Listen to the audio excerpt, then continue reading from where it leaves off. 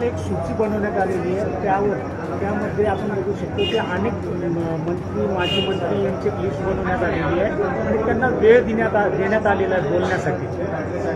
बनवले असं देवेंद्र फडणवीस चतुर समजतो स्वतःला.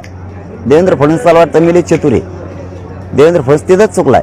त्याला वाटतं मी लय चतुर आहे, मी मराठ्याला काही मिळून देणार नाही, धनगरांना काही मिळून देणार नाही, मी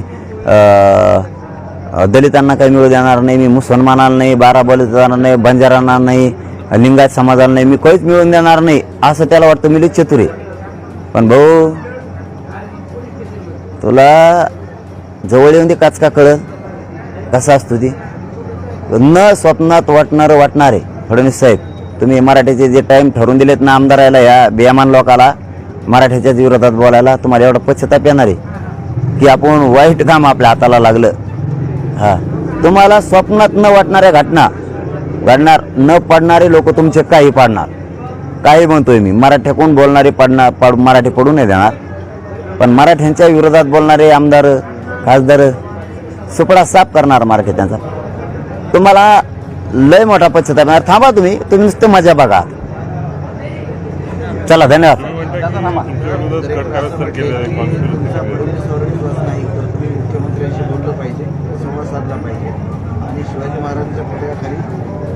कोण म्हणलं फडणवीसवर विश्वास नाही? बार बार सांगितलंय. पुन्हा एकदा मराठा समाजाने शंभूराजे देसाई साहेबांवर विश्वास टाकला, फडणवीस साहेबांवर टाकला, पुन्हा एकदा शिंदे साहेबांवर टाकला. बार बार बोललो आम्हाला राजकारणात नाही जायचं. तुम्हाला ते मस्ती आली राजकारणाची हवे. तुम्हाला काय आहे, तुम्हाला लोकांचे प्रश्न सोडायची सवय नाही. तुम्हाला सवय आहे बदनाम करायची, आणि दुसरी सवय आहे आम्ही तुम्हाला जेलमध्ये टाकू, नाही तर आमच्या पक्षात या. ह्या दोन घाण सवय लागल्या तुम्हाला.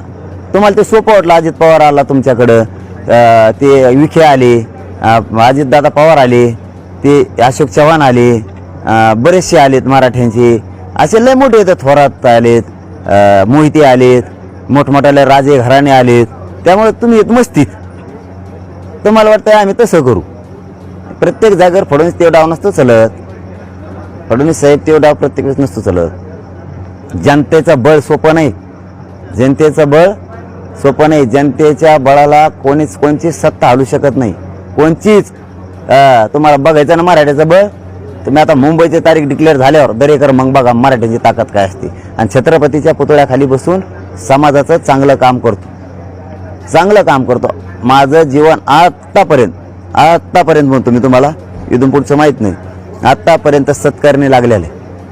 माझं जीवन चांगल्या कामाला आलेलं आहे, चांगल्या कामाला लागलेलं आहे, चांगल्या कामाला माझं आयुष्य गेलेलं आहे. समाजाला काही ना काहीतरी मी देऊ शकलो, समाज एक करू शकलो, मुलींना शिक्षण देऊ शकलो मोफत, काही ना काहीतरी चांगलं करू शकलो मी. थोडं व्हायना म्हणतोय मी नगभर. माझं जीवन सत्कारणी लागलेलं आहे. मला काय अडचण नाही. समाज जर मला उद्या बाजू सरकतो, मी उद्या बाजू सरकतो. पण मी जवळ म्हणत नाही समाज, तवर शेवटच्या मरणाचा घटका मी इथंच मोजणार आहे. इथंच. फक्त दरेकर तू भावनिक करू नको लोकाला. पुतळ्याखाली बसला नास्ता करा, खोटं बोलू नको, रेटू नको. हां, ती मुलगी रडली तर तू म्हणला भंपकपणा येतो, म्हणजे तू महाराष्ट्रातल्या अख्ख्या समाजाचा अपमान केला, तर मराठ्यांच्या मुलीचा अपमान केला. हां, तुझ्यासारखं बेमान जन्मू नाही कधीच. हां दरेकर, तुझ्यासारखं बेमान जन्मू नाही कवा. हां, मुलींचं सुद्धा तुला कळणार, तुझ्या मुलीचं, तुझ्या लेकराचं तुला कळालं. तू जेलमध्ये गेल्यावर काय होणार आहे, तू जेलमध्ये गेल्यावर तुपल्या कुटुंबाचं वाटोळ होणार आहे कळलं. आणि तुला भाजपने अडचणीत आणलं, फडणवीसने अडचणीत आणलं, म्हणून तू त्यांच्यात गेला. तो कुटुंब तुला वाचवायचं कळालं.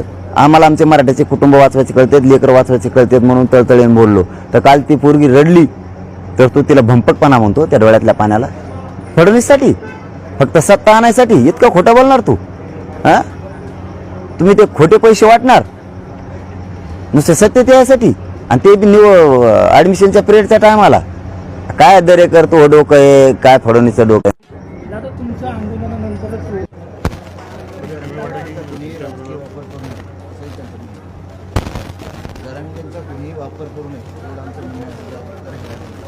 कोण करतंय? कोण करतंय? तू दे ना, तो हवाय ना, काय करणार मग समाज? तुम्हाला सांगतोय, तुम्ही तेच सांगता मागचंच, महाविकास आघाडीने काही नाही दिलं. आम्हाला माहिती काही नाही दिलं. तुम्ही तरी काय दिलं ढेकळं?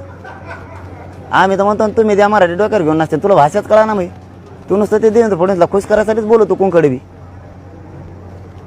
आता तुमचं उपोषण सुरू होतात अनेक भाजप आमदारातून आता पुढे यायला सुरुवात झाली आहे, तुमच्या विरोधात बोलायला सुरुवात झाली आहे. असं काही ठराविक प्लॅनिंग ठरलंय असं तुम्हाला म्हणायचं? बेमान जातीशी बेमानं पुढे येणार ना. गद्दार रक्त बेमानी जातीशी करणारी पुढे येणार. जो बेमानी करतो जातीशी तो कडवट आणि कट्टर कवाच नसतो. सामान्य शेतकरी, सामान्य भाजप, राष्ट्रवादी सगळ्या पक्षातले सामान्य मराठी कट्टर कडवट आहेत. कचाकच बाहेर निघालेत आंदोलनाला. त्यांना माहिती आहे मला घेरलंय यांनी.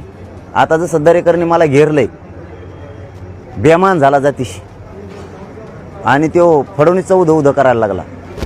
हे समाजाच्या लक्षात आलं. आपल्या पोराला दरेकर अडचणीत आणायला लागला म्हणून जर गेला अडचणीत आण. भाजपमधले मराठी खवळून उठले दादा. हे दरेकरला दिसणार नाही, बेमानाला दिसत नसतं. बेमान मीठ मराठ्यांचं खायचं, हां, पण गुणगान त्याचे गायचे. बेमान असले बेमान जातीला घातक असतात, अति घातक. त्यात एक दरेकर घाण आडनाव निघाला आता बाहेर, की जे समाजाला वाटत होतं की खास हे माणूस उभा राहतो, तो बेमान व्हायला लागला. आज समाजाचं आंदोलन बंद पाडायला निघाला, अभियान राबवायला निघाला माझ्या विरोधात. परत सगळे समन्वयक अभ्यासक एक करायला निघाला आहे तो. आणि माझ्या विरोधात ट्रॅप रचला त्यांनी. मला उघडं पाडायचं ठरले फडणवीसचं ऐकून त्यांनी. आता फडणवीसला बघ कचका दाखवतात मराठी, आणि तुला बघ कसं कचका दाखवते. पाडीत ते रपा रपतोय आता. भाजपची काल एक सूची बनवण्यात आलेली आहे, त्यावर तुमच्या आंदोलनानंतरच ओबीसीचं आंदोलन सुद्धा या ठिकाणी सुरू होणार. हो द्या ते फडणवीस करतो. हो द्या ते ही करतोय. फडणवीस बळ देतोय त्या भुजबळला, ते भुजबळ करतो. भुजबळात दंगल काढायची. त्यांचं आंदोलन सुरू असल्यावर आम्ही गेलो का? नाही ना. आमचं आंदोलन असल्यावर ते येते, याचा अर्थ त्यांना दंगल काढायची. हां, फडणवीसला नातं गोडवी गुलाबीचं नातं आहे, एकमेकात सुखादायचं जातं. राहू द्या, उगाच काहीतरी म्हणायचं. ते बेते त्याला दम लागतो आमच्या अंगावर यायला. आम्ही बळच आहे ना, तुम्ही बळच काय अंगावर घेता? तसल्या अर्थ नका काढू. मग तसल्या अर्थ नका काढू. आणि नका गोरगरीब धनगरात आणि गोरगरीब मराठ्यात भांडणं. हां, काही बी भाषणं सांगून खोटं आम्ही कारस्थान केलं जात आहे, व्हिडिओ बाहेर काढले जातील किंवा पुढे ते निवडणुकीच्या आत मुद्दाम करणारे. जाऊ द्या, ते मुद्दाम करणार. ते दरेकरला आणखी त्याला 5-6 जोडीदारी फडणवीस करणार. मुद्दाम ते जोडाजोडी करणारे, एकाचे दोन करणारे, ते काही बी खोटं नाटं आणणारे. त्यामुळे काही बनी ते काय काहीतरी आता अभियान अडकले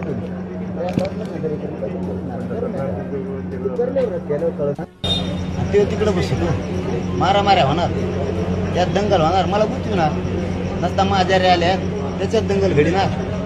किंवा दरेकर सारखे येतं गृहमंत्री ते फडणवीस पोलिस ते दाबी देत, कारण इथं हल्ला केलेल्या पोलिसाला बडक्या दिल्यात ना. असं ते दरेकर घडून आणू शकतो फडणवीसच्या माध्यमातून. काही पण एक छगन भुजबळ घडून आणू शकतो. कारण त्यांचं जनकर्माचा अनुभव आहे ना. ज्यांनी आमच्या महिलाचे डोके फोडले त्या सगळ्या जातीवादी पोलिसाला यांनी बढती दिल्या. त्याचा हिशोब होणार आहे. आई बहिणीचं रक्त सांडलेलं मराठी सरणार नाही, तो बी हिशोब होणार आहे. बढत्या देतात का? बढत्या देतात पोलिसांना सगळ्या हल्ला करणाऱ्या, ते बी होणार आहे. आता बी पोलीस सांगतो ते पोलिसाला गुन्हे दाखल करून, खोटे नाटे गुन्हे दाखल करणं चालू आहे आमच्या लोकांवरती. हिंगोलीत बी आत्ता खोटा गुन्हा दाखल झाला आहे. खोटा आमच्या लोकांवरती 355 दरोडे टाकणारे लोक आहेत का आमचे? भंगार गृहमंत्री तेच भंगार कामं करून घेतो. कशी सर्जन मराठीत सुपडा साफ होणार नाही का त्या जिल्ह्यात भाजपाचा? सुपडा साफ होणार का नाही? सुपडा साफ होणार जर असे खोटे नाटे केसेस करायला लावतो. आमच्याच लोकांना त्रास होतो. आमच्याच लोकांना मरायची वेळ आली, जीव घेऊस तर मारलं जातं. आणि त्याच लोकांवरती दरोड्याचे गुन्हे टाकतं. काय मूर्खपणा आहे गृहमंत्र्याचं. तुम्ही असं सुद्धा म्हणलं की मला जरी गोळ्या जर घातल्या तरी रॅली सुरूच नाही ठेवणार. रॅली सुरू राहणार माझी. 7ला मी जाणार. 7 ऑगस्ट 13 ऑगस्ट रॅली जाणार. उपोषण नाही सुटलं असाच जाणार. असाच जाणार. माझी 7 तारखे ते 13 तारखेपर्यंतच्या सर्व जिल्ह्यातल्या बांधवांना विनंती, आता एकजूट व्हा. आपल्या जातीच्या पोराला, भाजपमधल्या लोकांना, मराठ्यांच्याच लोकांना फडणवीसांनी घेरायला लावले.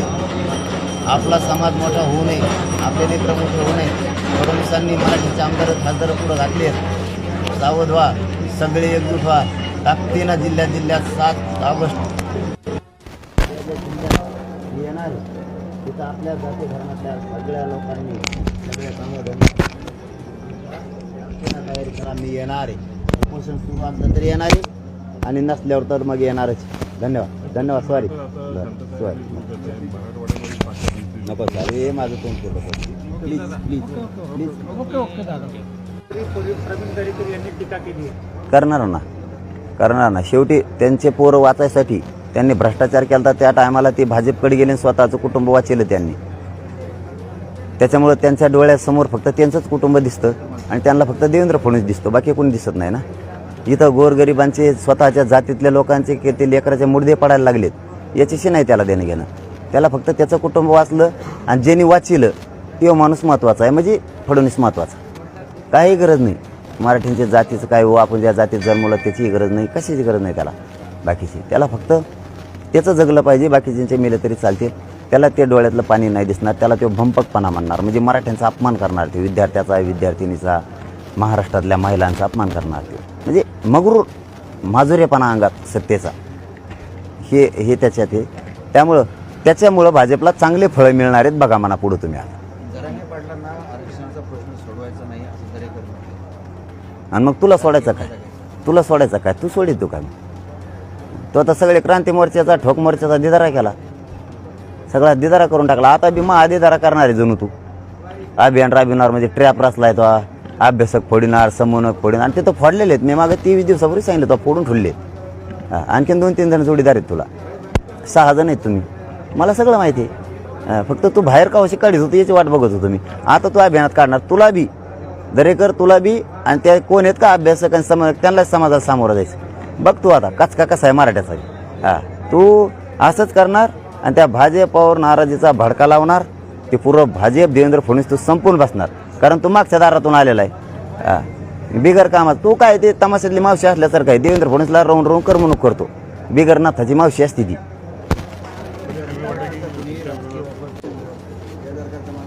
जरांगेंना आता पब्लिसिटी महत्वाची वाटते. जरांगेंचा भंपकपणा आता आम्ही उघड करणार असं प्रवीण दरेकर यांनी म्हटलंय. मग तर त्याच्यावर आताच बोललो ना मी. आता तेच बोलायचं. काय नाही, काय आता त्याच्यावर काही भंपकपणा नाही, काय नाही आमचं. बघूया आता. आम्ही आमच्या आता समाजाच्या लेकराच्या बाजूने, आम्ही समाजाच्या बाजूने लढणार. जरांगेंच्या डोक्यात राजकारणाचं भूत बसले. जरांगेंमुळे तो भूत आम्ही उतरवणार. आम्हीच उतरतो तुमचं. थोडं थांबा मान, आम्ही उतरतो तुमचं भूत. काय अपेक्षा आहे म्हणजे 13 तारखेपर्यंत 1 महिन्याचं आपल्याला हे दिलं होतं. तुम्ही 1 महिन्यात या उपोषणातून सगळं मराठा समाजाला ज्या मागण्या आहेत त्या मागण्या पूर्ण पाहिजे. या उपोषणातून आम्ही सगळ्या मागण्याची अंमलबजावणी घेणार आहे. त्यासाठी हे उपोषण. सगळ्या मागण्यामध्ये एक तर सगळ्यात पहिले नोटिफिकेशन जे आहे 9 मागण्या आहेत एकूण, त्या सरकारला माहीत आहेत सगळ्या. त्या मागण्याची अंमलबजावणी घेतल्याशिवाय आम्ही नाही आलो. सरकारचं डेलिगेशन येतं, ते तुम्हाला आश्वासन देतात आणि मागे घेतात, परत ते सगळं रिपीट होतं. नाही, फसवणूक. मराठा समाजाची वारंवार फसवणूक केली. 12 बलुतेदारांची हमेशा केली, मुस्लिम समाजाचीही केली, हमेशा फसवणूक केली यांनी गोरगरिबाची. त्यांनी एक नेता मोठा केलेला आहे सगळ्या जातीचा, आणि त्याच नेत्याच्या नावाखाली ज्या जाती येतात त्या गोरगरीब जातीतल्या लोकांचा यांनी हमेशा अपमान केलेला आहे आणि वाटोळं केलेलं आहे. आणि तेच पुन्हा करायला लागलेत त्या काही नेत्यांच्या माध्यमातून देवेंद्र फडणवीस साहेब भाजपाचे. एक विद्यार्थिनी तुमच्याकडे कुठली व्यथा मांडण्यासाठी आली होती, त्यावरही प्रवीण